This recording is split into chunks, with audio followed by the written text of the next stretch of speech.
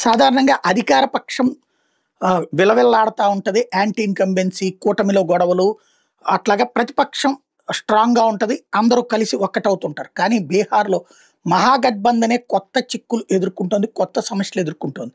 దాదాపు 25 నియోజకవర్గాల్లో ఒకళ్ళ మీద ఒకళ్ళు ప్రత్యర్థులుగా మహాగఠబంధన్‌లో వాళ్ళే ఉన్నారు.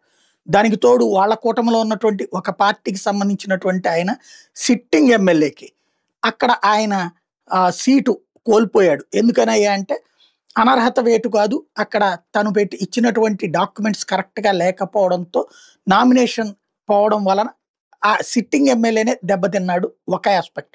రెండో పక్కన వచ్చేటప్పటికి ముగ్గురు జనస్వరాజ్ పార్టీ వాళ్ళు పరోక్షంగా ఓ రకంగా అదే మహాగఠబంధన్ సమర్థిస్తున్నటువంటి పార్టీ కాస్త వాళ్ళ ముగ్గురు నలుగురు వాళ్ళంతటా వాళ్ళు డ్రాప్ అయ్యారు. అబ్బే మేమే డ్రాప్ చేశామని చెప్తున్నారు.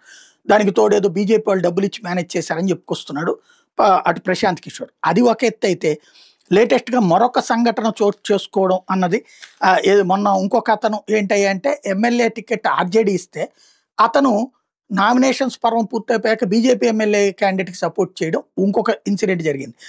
ఇవన్నిటి పక్కన చూస్తే బీహార్ ఎలక్షన్స్‌లో ఆర్జేడీ క్యాండిడేట్ సత్యేంద్ర షా తాజాగా అరెస్ట్ అయ్యాడు. ససారం నియోజకవర్గం నుంచి నామినేషన్ వేసిన ఇతను 21 ఏళ్ళు.